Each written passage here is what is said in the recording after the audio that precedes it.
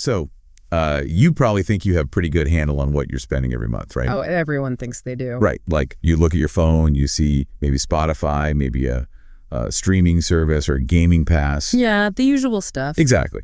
And you do the mental math and think, well, all right, I'm spending maybe $85, $90 a month on subscriptions. Right. I'm doing fine. Right. It feels manageable. But if we actually look at your bank statements, I mean, the reality is shocking. The data shows the average young person is actually bleeding out $273 a month on recurring charges. Which is just wild. It's insane. That is a massive perception gap. I mean, we are talking about nearly $200 a month of your hard-earned money that is just, well, vanishing into thin air. And often going to services you literally haven't opened or used in, like, over 6 months. Yeah. And that vanishing act, I think, is exactly why the world of money feels so incredibly frustrating right now. Oh, absolutely. Especially if you are a teenager or, you know, a young adult trying to figure out your future. Right, because you look at your bank account, you know you're working hard, but the math just isn't mathing. It's not. The economic environment is changing so rapidly that the traditional American dream path, I mean, the exact same path that older generations keep lecturing you to follow it, honestly feels completely broken. It really does.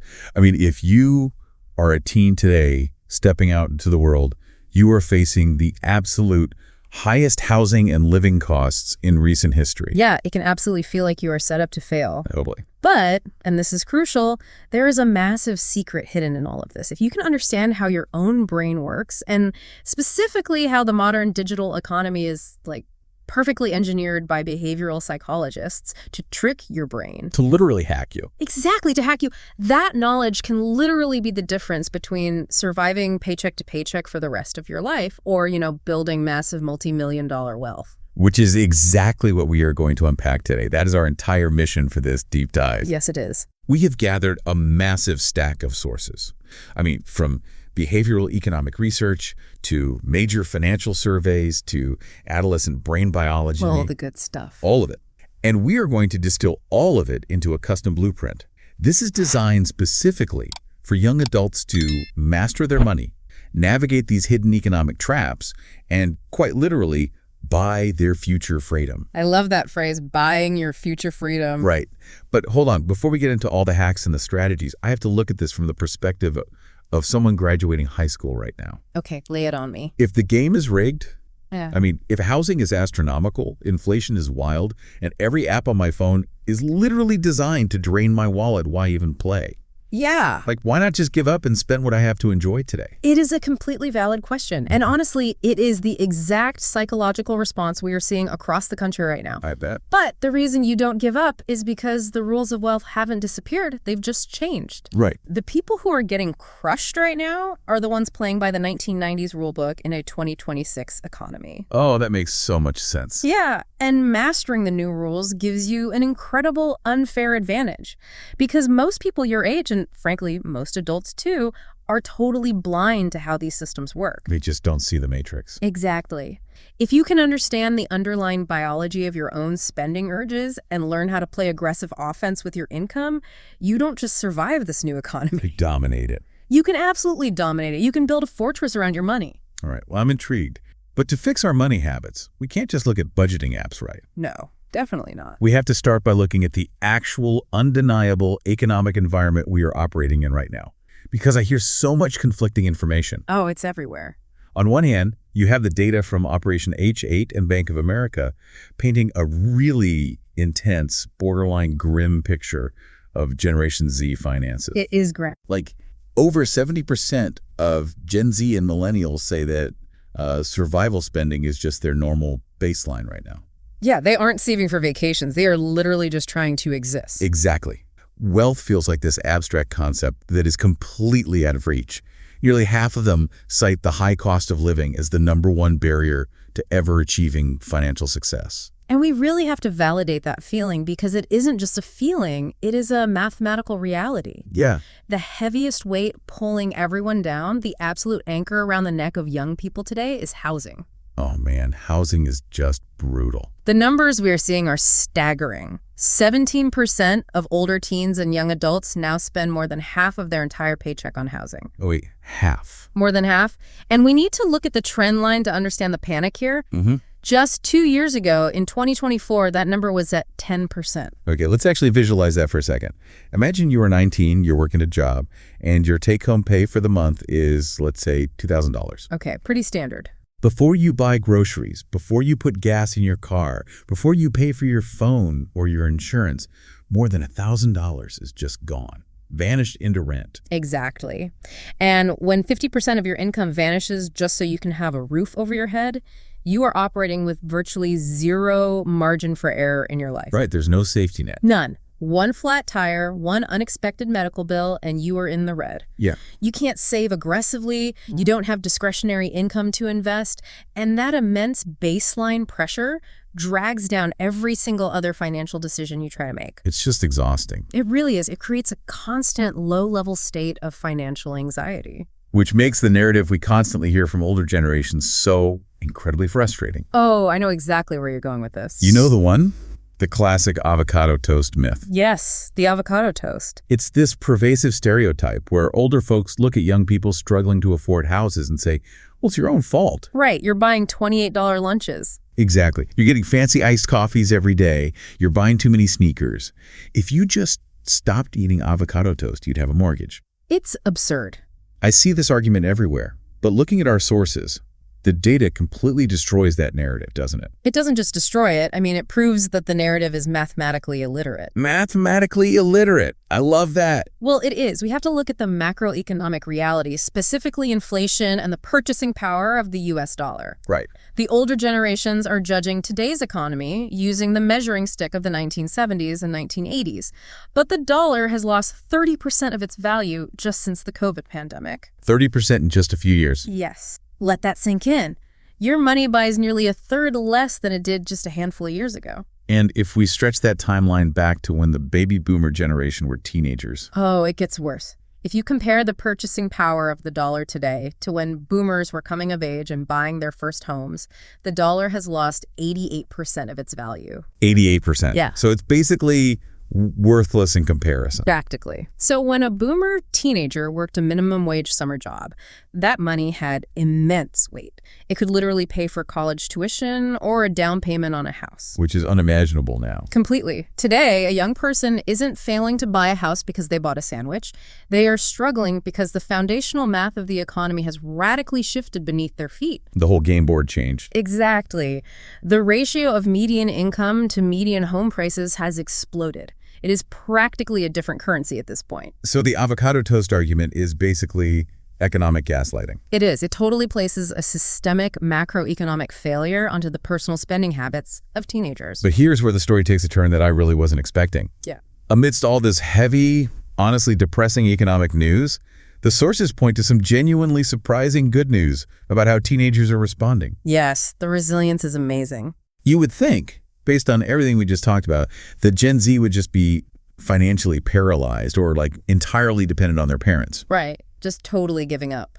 But despite this incredibly harsh climate, they are highly proactive. The data shows that 66% of Gen Z report actively saving money, which is actually an increase from 60% in 2024. That is huge. And what's even more fascinating is the independence factor. Oh, right, the family reliance stats. Exactly. Only 34% are relying on their family for financial assistance right now. That is a massive drop from 46% just 2 years prior. Wow, so young people are looking at this hostile economy, realizing no one is going to save them, and they're taking matters into their own hands. They absolutely are. Right.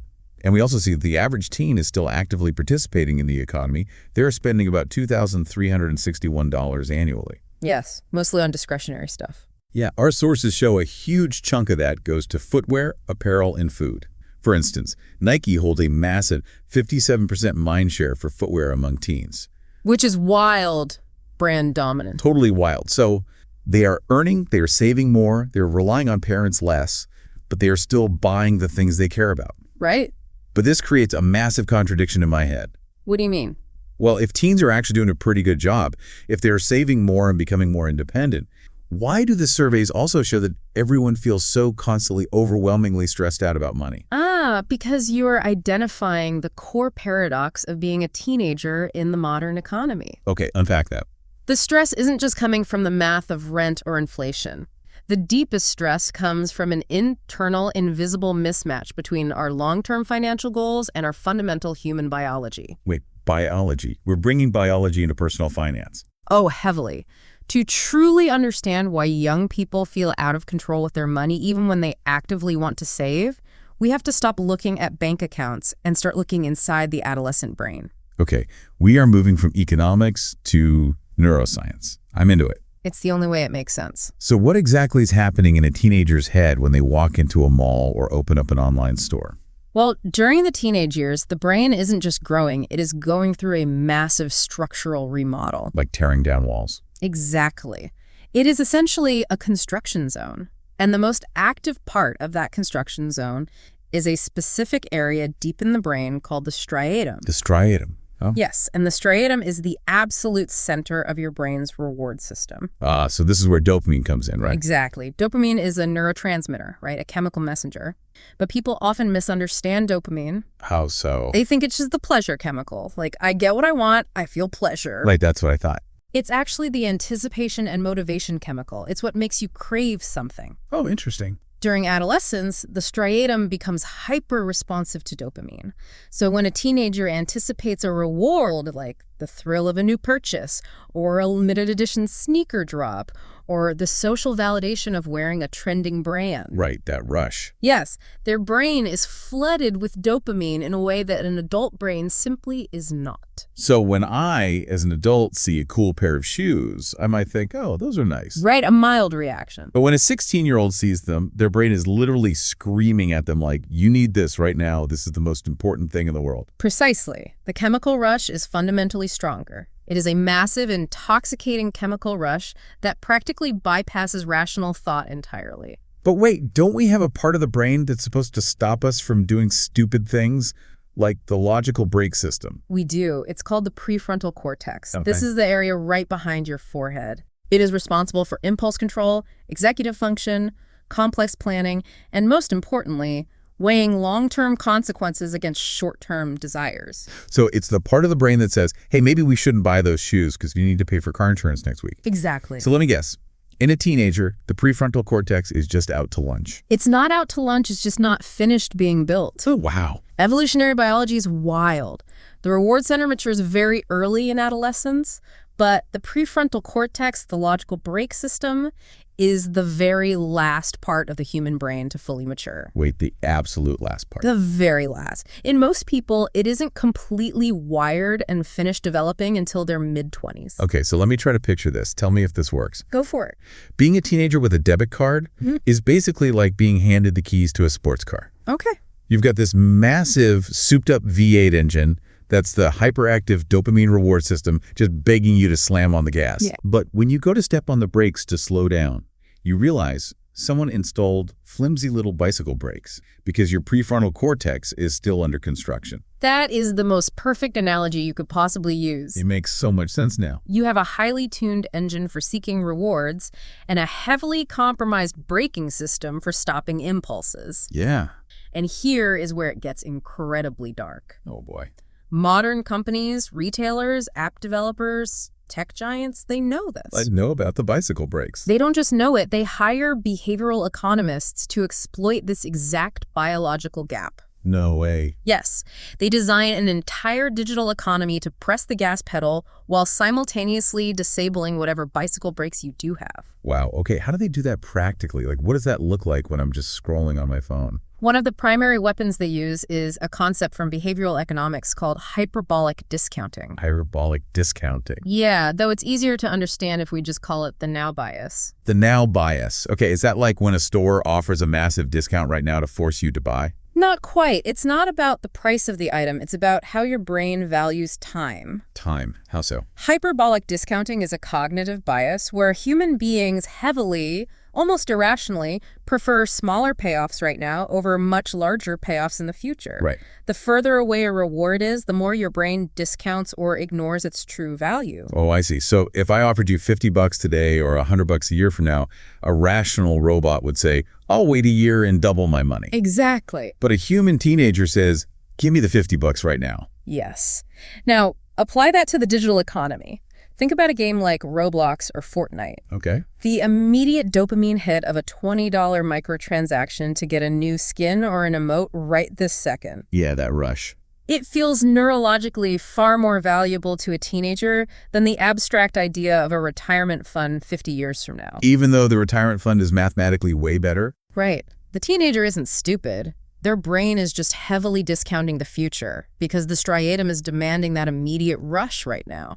So tech companies know this, which is why they make microtransactions so visually stimulating and instantaneous. Exactly. Lots of flashing lights and instant gratification. And reading through our sources, there is another behavioral economics concept that plays right into this biological vulnerability. It's called the affect heuristic. Ah, yes, the affect heuristic. That sounds very academic. Break that down for us. Sure. A heuristic is just a mental shortcut your brain uses to make quick decisions without thinking too hard. Like a rule of thumb. Exactly.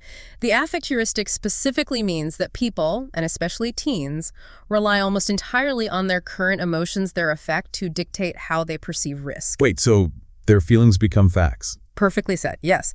If you are incredibly excited about a new fashion trend or a new tech gadget drops, your emotions are running high. You're hyped. You're hyped, the affect heuristic kicks in, and your brain artificially lowers the perceived financial risk of buying it. Interesting. You aren't sitting down doing a rational calculation about your monthly budget or your savings goals.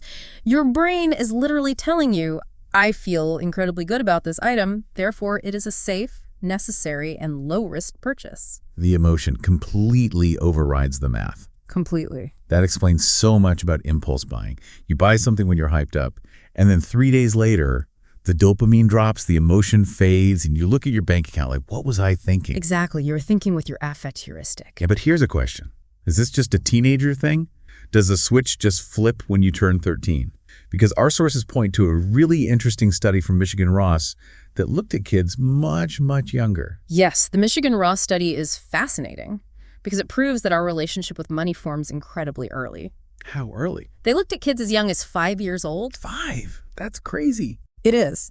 And they found that even before kids fully understand the concept of a mortgage or inflation, they're already exhibiting distinct personality traits around money. Whoa. They classified them into two main camps, spendthrifts and tightwads. 5-year-old spendthrifts and tightwads. So what does a 5-year-old spendthrift look like? Well, a spendthrift, regardless of age, is someone who experiences virtually no emotional friction or brake system when parting with money or resources. Right. If a 5-year-old spendthrift gets $5 from their grandparents, it burns a hole in their pocket. They have to spend it on candy or a toy immediately. The act of spending causes them no distress. None at all. And the tightwad. A tightwad is the exact opposite. They actually feel a literal emotional pain when spending. Pain. Yes, emotional discomfort. If you give that same $5 to a tightwad 5-year-old, they will hoard it. They will put it in a piggy bank and guard it. The thought of handing that money over to a cashier actually causes them anxiety. Okay, so let's connect the dots here. We have 5-year-olds already wired with varying degrees of emotional friction around money. Right. We have teenagers entering a biological phase where their dopamine engine is massive and their logical brakes are practically non-existent. Yes. And then we throw them into an economy that is engineered to exploit all of this.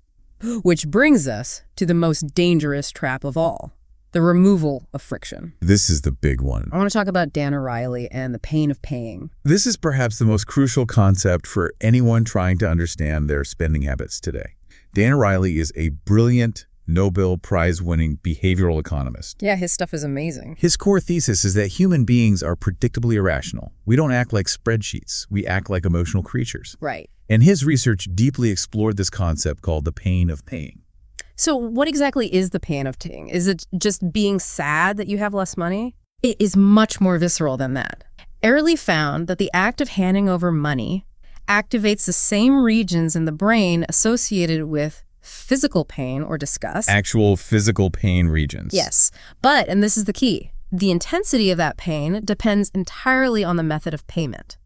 Okay, give me an example. Imagine you are at a store and you're buying a hoodie for $80. Okay, I want this hoodie. If you open your wallet, pull out 4 crisp $20 bills, and physically hand them to the cashier, Your brain registers a profound sense of loss. Because I'm seeing it leave my hand. Exactly. You literally watch your resources leave your hand. The pain of paying is at its absolute highest. Well, that hurts. Right. That pain acts as a natural brake system. It makes Right. you pause and ask, do I really want this hoodie? Right. It hurts to see the cash go away, but I mean, nobody pays with cash anymore. Exactly. Now imagine that same $80 hoodie, but you are buying it online. You don't pull out cash. You don't even pull out a piece of plastic. You just look at your phone, Face ID registers your face, and you double-click the side button for Apple Pay. Boom.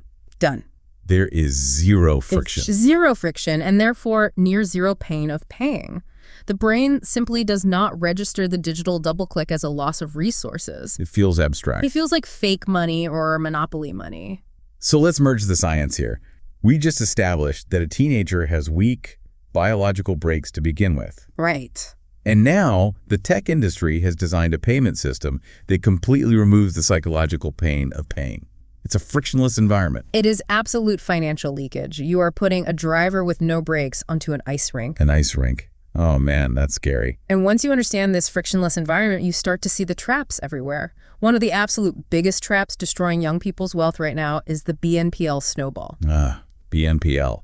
Buy now, pay later. We're talking about apps like Klarna, Afterpay, Affirm. Yeah, all of them. These are integrated into almost every single online checkout right now.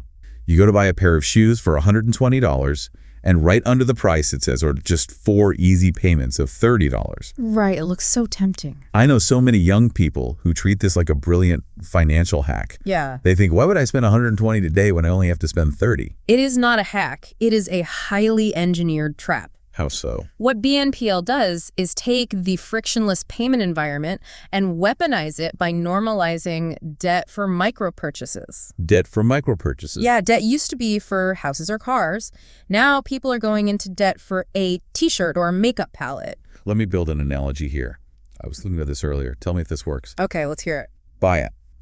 Now, pay later feels exactly like experiencing lag in a multiplayer video game. Oh, that's interesting. Walk me through it. So imagine you're playing a fast-paced game online.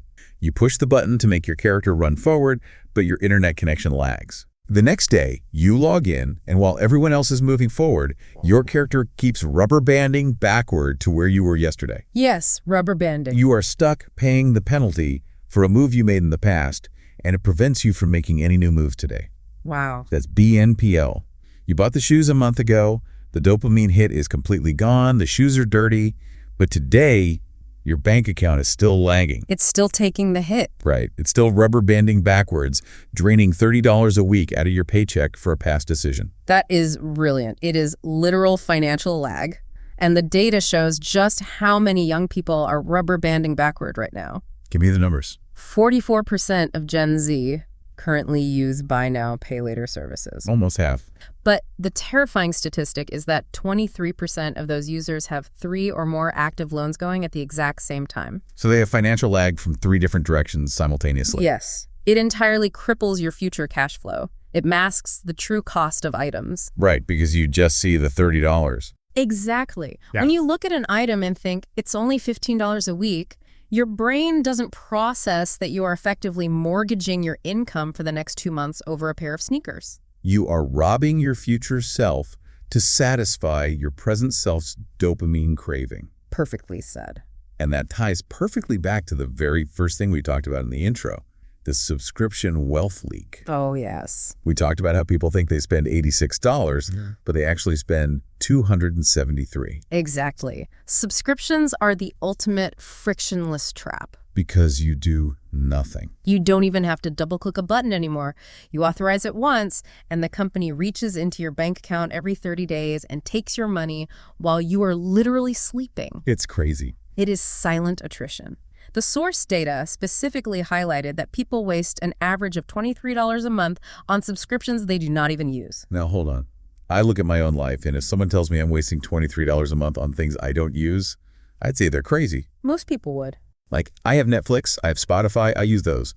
Where is this phantom $23 coming from for the average person? It's the sneaky subscriptions. What do you mean? It's the fitness app you downloaded on January 1st, did a 1-week free trial, and forgot to cancel. Now it's charging you $9.99 a month. Oh, right. It's the photo editing app you used once to remove a background from a picture, and it's billing you $4.99 a week. It's the premium shipping tier on a retail site that you didn't realize auto-renewed. Oh, I've definitely done that. We all have. Individually, they are so small that you ignore them, but collectively, that is $276 a year stolen from your future wealth. And compounding all of this biological and frictionless pressure is the social pressure. Massive social pressure. We live in an era where you don't just see what the kids in your school are buying. You see what billionaires and influencers in Dubai are buying. The comparison game has never been deadlier. 47% of teens openly admit that their personal financial perspective is dictated by the perceived wealth of people they see on social media. That's depressing. It leads directly to a phenomenon called lifestyle creep. Lifestyle creep. Yeah. That's when you upgrade your lifestyle every single time you get a little bit more money. Exactly. Let's say you get a promotion at your part-time job or your allowance goes up. Right. Instead of saving that extra money, you instantly expand your lifestyle to absorb it. You were drinking drip coffee. Now you only buy $7 iced lattes. Right. You were wearing thrifted clothes. Now you only buy brand names. Your income goes up, but your wealth stays exactly at zero because your spending perfectly matches your earnings. And I think the absolute prime example of lifestyle creep for this generation has to be food delivery apps. Oh, without a doubt. DoorDash, Uber Eats, Grubhub. The research sources we have pull no punches here. They found that the convenience of using these apps can cost up to 91% more than the base price of the food. It's staggering. 91%. Yet 41% of Gen Z use these services daily. They are bleeding their savings dry just to avoid driving to a restaurant. It is the ultimate tax on laziness. Now, hold on. Let me push back on this. Because I can hear a teenager listening to this right now getting defensive. Okay, let's hear the defense. They might say, look, I've been studying for finals for 8 hours. I'm exhausted. I have a part-time job. I don't have time to cook, and I don't want to lose my focus to drive 20 minutes to pick up a pizza. Sure. Uber Eats is survival. It's convenience. Are you really expecting me to walk 3 blocks just to save a few delivery fees? I completely understand that reaction. It feels totally justified in the moment. It really does. But this is where we have to bring Dan O'Reilly back into the conversation, specifically his brilliant concept of opportunity cost. Okay, opportunity cost. Because our brains are incredibly bad at contextualizing money. Let me ask you a hypothetical question. Okay, hippie. Let's say you are at a mall and you are about to buy a jacket for $60. Right as you get to the register, a friend texts you and says, hey, I'm at a different store 3 blocks away and they have the exact same jacket for $45. Nice. That is a $15 savings. Would you walk 3 blocks to save $15 on the jacket? Absolutely. $15 for a 10-minute walk. Yeah. Most everyone would. Now imagine you are sitting on your couch ordering a $15 burrito on DoorDash. Okay. With the service fee, the delivery fee, the tip, and the inflated menu price, that burrito now costs $30. Oosh, yeah. That is a $15 premium. If I said, hey, I will hand you $15 in cash right now if you pause studying for 20 minutes, walk 3 blocks, and pick up the burrito yourself, would you do it? Honestly? I'd take the $15. That is opportunity cost. Yeah. Our brains fail to realize that the $15 you casually blow on a delivery fee is the exact same $15 you would happily walk 3 blocks to save on a jacket. Whoa, that's true. We categorize money differently based on the context. We think, oh, it's just a food fee. No, it is a unit of your labor. Right. Paying a 91% markup for daily food delivery is a luxury that is quietly robbing your future self of real compounding wealth. Wow. Okay, that jacket analogy really hits hard. The $15 is exactly the same, but the Frictionless app makes us blind to its value. Exactly. So let's step back and look at the big picture we've painted so far. Young people are facing a harsh inflationary economy. Yes. They have a biological brain chemistry that craves immediate rewards. Right. And they're swimming in a digital ecosystem designed to remove all the pain of paying and drain them through subscriptions, BNPL, and food delivery. It's a perfect storm. It is.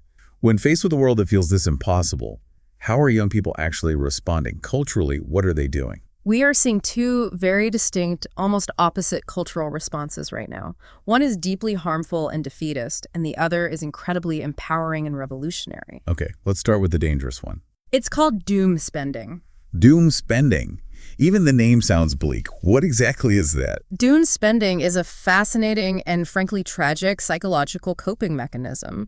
The survey data shows that 37% of Gen Z openly admit to doom spending. 37%. So what does it mean? It means splurging on small, unnecessary luxuries, specifically to cope with macroeconomic anxiety. Wait, so it's not just buying something because you want it, it's buying something because you're stressed about the state of the world. Exactly. A teenager looks at the housing market, they look at interest rates, they realize that big traditional goals like home ownership or retiring at 65 feel mathematically out of reach. Because of all the inflation we talked about. Right, and their psychological response is, well, the future is doomed anyway. I'm never going to own a house, so I might as well enjoy today. I see. I'm going to buy the expensive takeout. I'm going to buy the $500 Dyson Airwrap.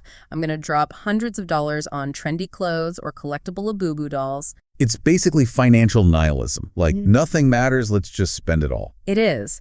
But the extreme danger of doom spending is that it operates as a self-fulfilling prophecy. How so? If you believe you won't have financial security tomorrow and therefore you spend all your money today, you mathematically guarantee that you won't have financial security tomorrow. Wow. You are authoring your own defeat. The economy might be tough, but doom spending ensures you will be the one crushed by it. That is incredibly dark, but it makes total sense. You give up the war to win a tiny, expensive battle today. Exactly. But you mentioned there's an antidote, a second cultural response that is empowering. Yes, thankfully. On the flip side of doom spending, we have a movement that is rapidly gaining traction, and it is one of the most positive financial trends I have seen in decades. All right, what is it? It is called loud budgeting. Loud budgeting. Okay, the sources show 42% of Gen Z are doing this right now. What is it? Well, historically, talking about money, and especially talking about not having money, has been taboo. Oh yeah, huge taboo. If you couldn't afford to go out with your friends, you made up an excuse. You said you were busy or you felt deep shame, and you just put the dinner on a credit card to keep up appearances. Right, just swiping it to avoid looking broke. Loud budgeting completely flips that script. It is the act of vocalizing your financial boundaries publicly and proudly. So instead of being embarrassed, a teen is literally saying to their friend group, hey, I'm not spending money on that overpriced dinner tonight. Exactly. But it goes beyond just saying no. It involves taking the lead and suggesting free or low-cost alternatives. Like what? It's saying, I'm skipping the steakhouse, but why don't we all just grab ingredients and host a taco night at my place? Oh, I'd love that. Or let's skip the expensive Uber and just carpool or walk. And it is working. The data says an astounding 75% of Gen Z now take active steps to save money when making social plans. Now, hold on. Let me be the voice of a skeptical teenager here. Go ahead. Loud budgeting sounds great on a podcast. It sounds like setting healthy emotional boundaries. But in reality, in high school or college, yeah. If you are constantly the one saying, no, I can't afford Chipotle, no, I can't go to the movies, doesn't that just make you the weird, cheap friend? Won't people just stop inviting you to things? That is the exact fear that keeps people trapped in lifestyle creep. Yeah. But the secret to loud budgeting is all about the framing. The framing. You aren't saying, I'm too broke. You aren't playing the victim. You are saying, I have other financial goals that I am prioritizing right now. Oh, that is a subtle but massive difference. It changes everything. It shifts the narrative from scarcity to empowerment. When you say, I'm skipping the concert because I'm aggressively saving for a car, or I'm funding my investment account this week, You sound like you have a plan. you are signaling that you are the master of your money, not the victim of your wallet. You project discipline, not poverty. That's a great way to put it. And here's the reality. Chances are your friends are feeling the exact same financial pressure. They are probably stressed about the dinner bill too. When you practice loud budgeting, you often become the hero of the friend group because you give everyone else permission to stop pretending they are rich. They will be incredibly relieved that someone else finally said it first. That is such a powerful reframe. You aren't the cheap friend, you are the disciplined friend with a master plan. Exactly. Okay, so we've talked heavily about playing defense with your money, understanding your brain, avoiding frictionless traps, canceling subscriptions, stopping the doom spending, and practicing loud budgeting. All super important. That is all crucial. But defense alone does not win championships. You can only cut your expenses down to zero. Right. To actually build wealth and buy your freedom, you have to play offense. You have to generate income. Yes. Offense is where the game gets fun. So let's pivot to the teen labor market and side hustles in 2026. The teen labor market is surprisingly robust right now. The data shows 38% of teens are currently employed part-time. That's a solid number. But beyond just getting a traditional W-2 job, the source data outlines a very specific, modern landscape of realistic and lucrative side hustles for young people. We aren't just talking about lemonade stands anymore. Let's break these down, because the hourly rates in the research were actually pretty eye-opening. First up, STEM tutoring. The data shows this pays between $20 and $40 an hour. This is a fantastic avenue for teens, specifically 15 and older, who excel academically in science, tech, engineering, or math. Why does it pay so much? Parents are desperate for peer-to-peer tutors who can speak the same language as their struggling middle schoolers. It requires zero startup capital. Your brain is the asset. That's awesome.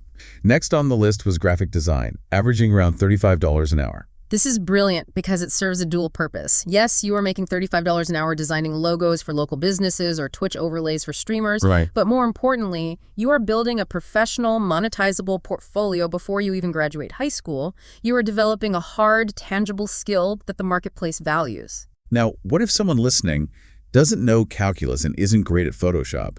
What's the entry-level hustle? The sources highlighted pet sitting and dog walking, which averages about $16 an hour. Very classic. The beauty of this is the extremely low barrier to entry. Yeah. You don't need a degree. It is highly consistent. People always need their dogs walked. And you can scale it by walking multiple dogs at once. And then there is the hustle that I see everywhere on TikTok and Instagram right now. Reselling or flipping thrift finds. Oh yeah, huge market. Buying vintage clothes at Goodwill and selling them on apps like Depop, Vinted, or Poshmark. The sources say the scaling potential here is huge, with some teens consistently hitting over $1,000 a month. What I love about flipping isn't just the money, it's the education. How so? When a teenager flips a vintage jacket, they're getting a masterclass in macroeconomic supply and demand. They're learning how to source inventory, how to price for margins, how to write marketing copy, and how to handle customer service. It's literally a micro business. It is. Our sources also mentioned everyday cash apps for younger teens. There is an app called Modak, where teens can literally walk to earn. Yes, walk to earn. You get points that convert to real spendable cash just by hitting 5,000 steps a day, or by completing household chores that your parents verify. The barrier to earning has literally never been lower. It hasn't. But hearing all of this digital design, Depop flipping, walk-to-earn apps, it makes me wonder about the classics. Like what? Is the traditional summer job dead? Like, is flipping burgers or lifeguarding a waste of time now? Not at all. The landscape hasn't replaced the traditional job, it has broadened it. Okay, good to know. The supreme value for a young person today is learning to diversify their income streams early. A traditional part-time job at a fast food place or a grocery store provides steady, predictable income. Right. It teaches you how to show up on time, how to pay taxes, and how to operate within a corporate structure with a boss. It builds character and patience. Exactly. But side hustles teach crucial entrepreneurial skills. They teach self-motivation, risk management, and the reality that your income can be decoupled from an hourly wage. So you need both. Doing both, or pivoting between them, gives a teenager an incredibly resilient financial foundation. You learn how to be an employee, and you learn how to be a boss. Okay, so let's say the teenager listening to this goes out, plays incredible defense, hustles on offense, and manages to save up a couple $1,000s. Awesome scenario. Now what? Because if they just leave that money sitting in a regular checking account at a big bank, that feels like a mistake. It is a massive mistake. I've always thought leaving money in checking is like putting your money on a treadmill. It is running, it looks like it's working, but it is going absolutely nowhere. In fact, with inflation, it's actually losing value. The treadmill analogy is spot on. If your money is just sitting there, it is slowly dying. Dying on the treadmill. You have to take that money off the treadmill and put it to work for you. And this brings us to the absolute core of financial freedom, the concept that Albert Einstein supposedly called the eighth wonder of the world, compound interest. The math of freedom. I love this. But let's be real, compound interest sounds like a boring phrase from an accounting textbook. It does sound a bit dry. How do we explain this so a 16-year-old understands the sheer power of it? Simply put, compound interest is your money having babies. Having babies. And then those babies have babies. It is interest earning interest. When you work a job, you trade your time for money. When you invest, your money works for you 24 hours a day, 7 days a week, and it never gets tired. Right. And the most crucial ingredient in this equation isn't how much money you have, it is how much time you have. Time does the heavy lifting.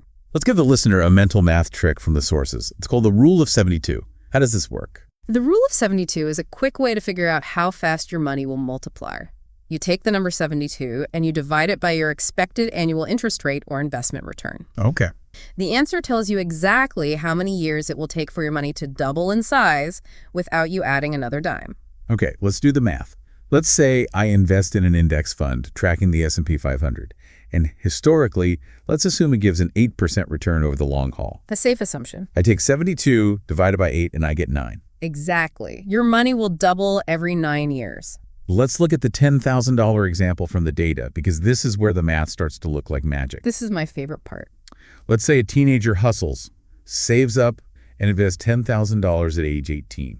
We assume that same 8% return. They put it in, and they never add a single extra dollar for the rest of their life. What happens? By the time that 18-year-old reaches age 66, that initial $10,000 investment will have grown to over $400,000. Wait, $400,000? $400,000 generated from a single $10,000 seed purely because it doubled.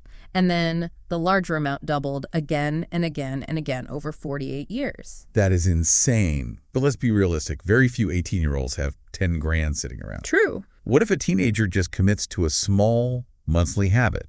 What if they just invest $200 a month? This is where the math gets even more beautiful. If you invest $200 a month starting at age 18 and you keep doing that until age 66 at that same 8% return, you will end up with over $1.27 million. Over $1 million just from $200 a month. Yes. And the absolute wildest part of that equation. What? You only contributed about $115,000 total out of your own pocket over those 48 years. So where does the rest come from? The other $1.1 million is pure, free compound growth. The market gave you $1 million just for being patient. Okay, but I know how the teenage brain works. Remember hyperbolic discounting? The now bias, yes. The teenager is hearing this and thinking, age 66. I don't care about being 66. I have plenty of time. I'll start investing when I'm 25, when I have a real job and a salary. Let me just spend my money now. I hear that all the time. We need to talk about the cost of waiting, because procrastination here is brutally expensive. The cost of waiting is the most painful lesson in personal finance. Let's compare two people. Person A starts investing at age 15. Person B waits until they're 25. Look, a 10-year difference. They both invest a single $1,000 initially, and then just $100 a month for the rest of their careers, getting an 8% return. Okay, so person A starts at 15. What do they have at age 65? Person A, who started at 15, will retire with $683,000. And person B, who waited just 10 years and started at 25. Person B will retire with only $301,000. Wait, what? Waiting just 10 years cut their final wealth by more than half? Yes. Waiting 10 years cost person B almost $400,000 in lost compound growth. That is painful to hear. That is why the I'll invest when I'm older and make more money mindset is so mathematically destructive. You cannot easily out-earn lost time. Time is the magic ingredient. The dollars you invest as a teenager are the most powerful, heavily armed dollars you will ever own in your entire life because they have the longest runway to compound. Okay, let's build an analogy for this because this needs to stick. Forget the treadmill. Okay, what's the analogy? Building wealth through compounding is like rolling a snowball down a massive snow-covered hill. I like it. The size of the snowball you start with, whether it's $10 or $10,000, matters a little bit at the top. Right. But the length of the hill, the amount of time you leave that snowball alone to roll and gather more snow matters astronomically more. Right. A tiny snowball rolling down a 5-mile hill will eventually dwarf a giant boulder that only rolls for half a mile. That is a fantastic visual.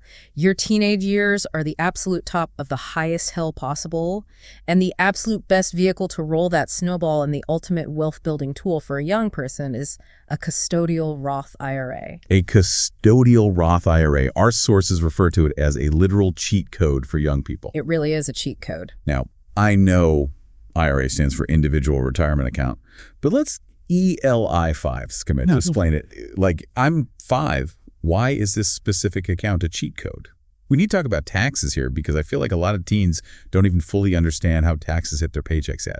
Let's break it down very simply. When you get a job, you have a gross pay. That's the hourly rate you agree to. Sure. But when you get your actual paycheck, the amount is lower. That's your net pay.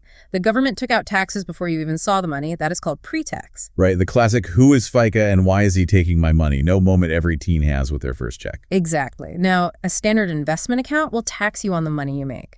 But a Roth IRA is different. A Roth IRA is an investment account where your contributions are made post-tax. Post-tax? Meaning? That means you put money into it that you have already paid income tax on. Why is that a big deal? Because since most kids and teenagers work part-time, their total annual income is incredibly low. They fall into a zero or extremely low income tax bracket. Oh, I see. So they pay practically zero tax on the money they earn.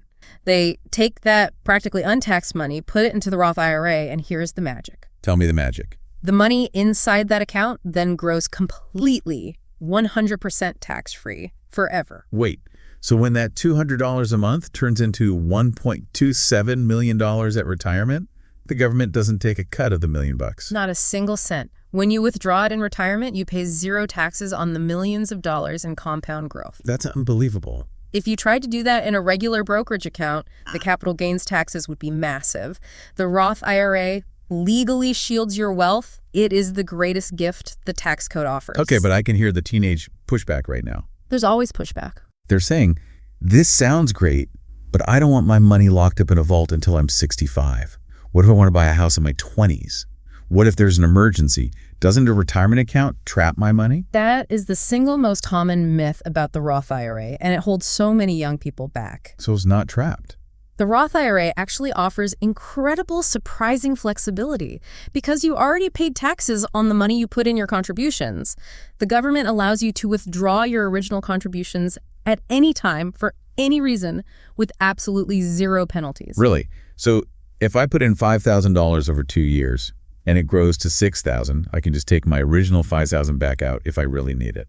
Exactly. You can't touch the $1,000 of growth without a penalty, but your original $5,000 is always accessible. But that changes everything. And it gets better. There are specific exemptions. For instance, the law allows you to pull up to $10,000 in earnings, the growth completely penalty-free if you were using it to buy your very first home. So the Roth IRA isn't just a retirement vault. It is an incredibly powerful vehicle for medium-term life goals like buying real estate in your 20s. That is unbelievable. So it acts as a backup emergency fund and a house fund, all while growing tax-free. Exactly. Okay. We have covered an immense amount of ground today. We've talked about the psychology of the striatum and dopamine, the frictionless traps of BNPL and subscriptions, the power of loud budgeting, side hustles, and the pure math of compound interest and the Roth IRA. We've covered a lot. Now, we have to land the plane. How does a listener actually apply this starting today?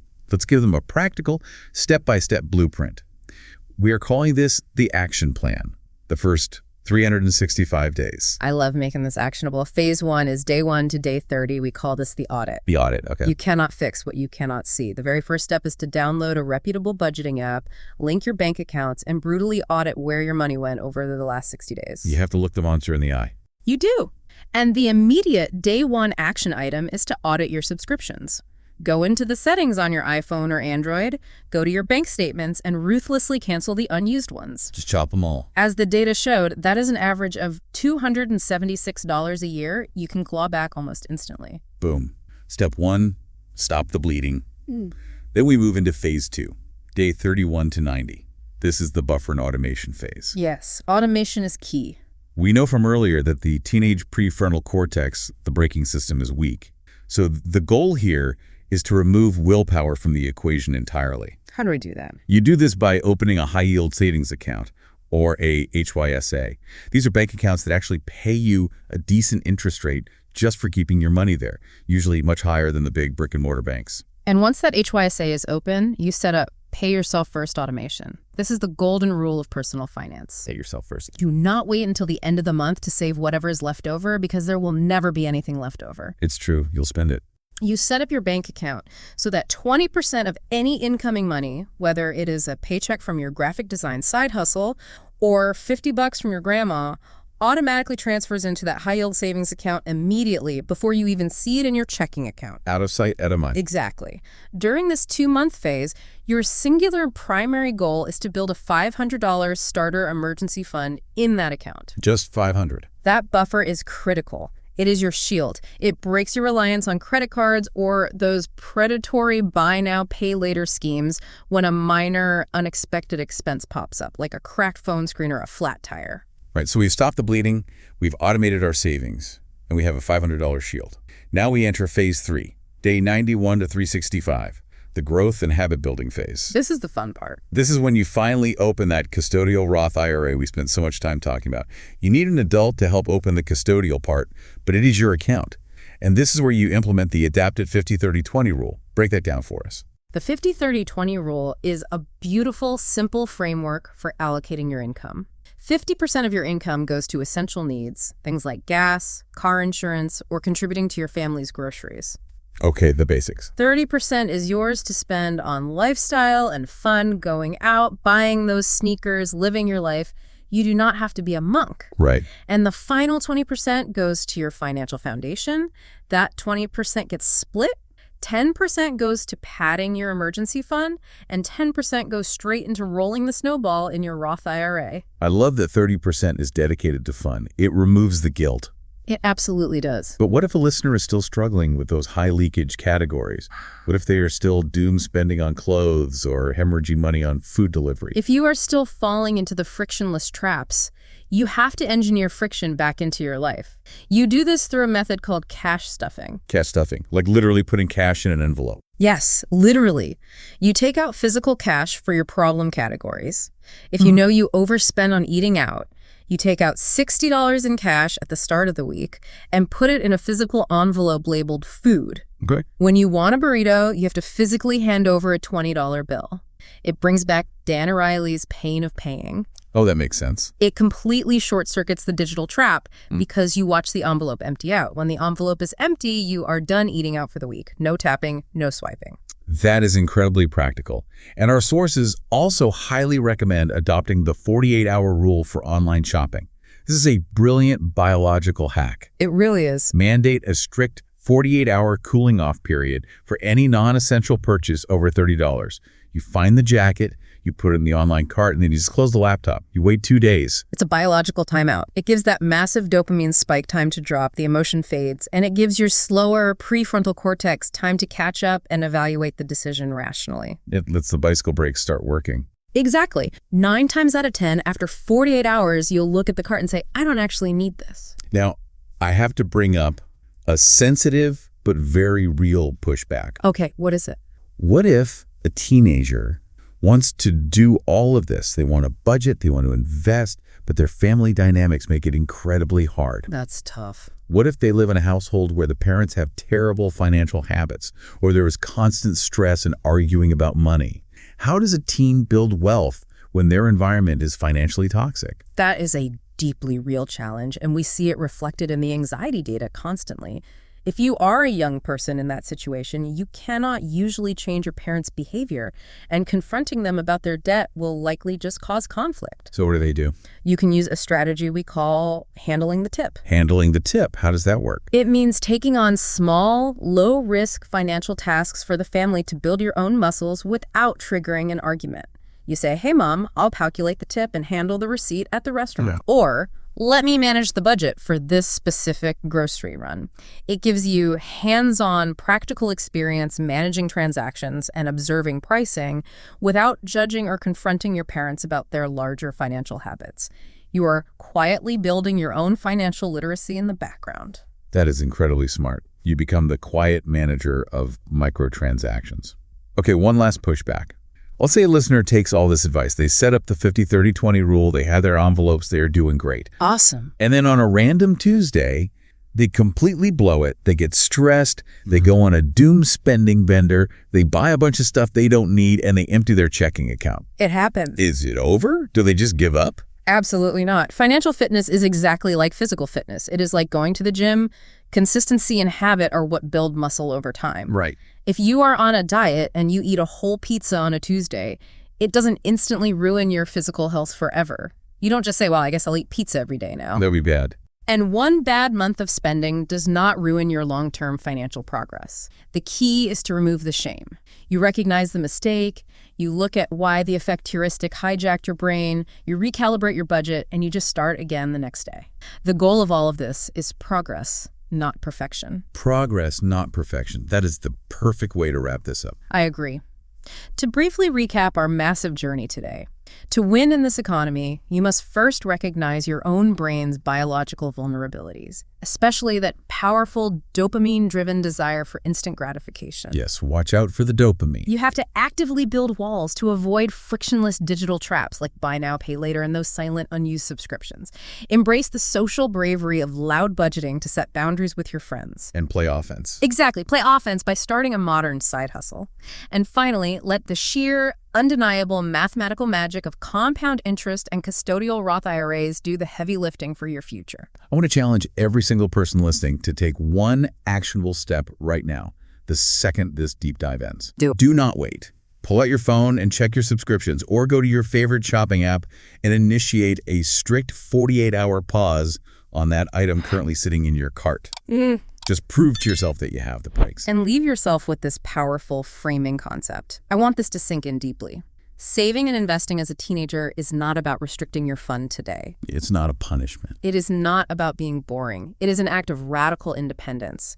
Every single dollar you invest right now is actually buying your future self the freedom to choose your own path in a world that is becoming increasingly expensive and hostile. It's a power.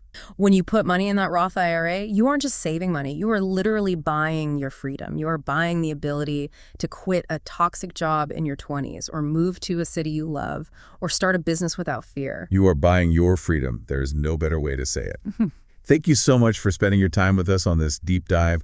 We know there's a lot of noise out there, and we appreciate you letting us help cut through it. Yes, thank you for listening. Stay curious, stay empowered, and we will catch you on the next deep dives. Let's go make sure that sports car engine gets the massive brakes it deserves. Have a great one.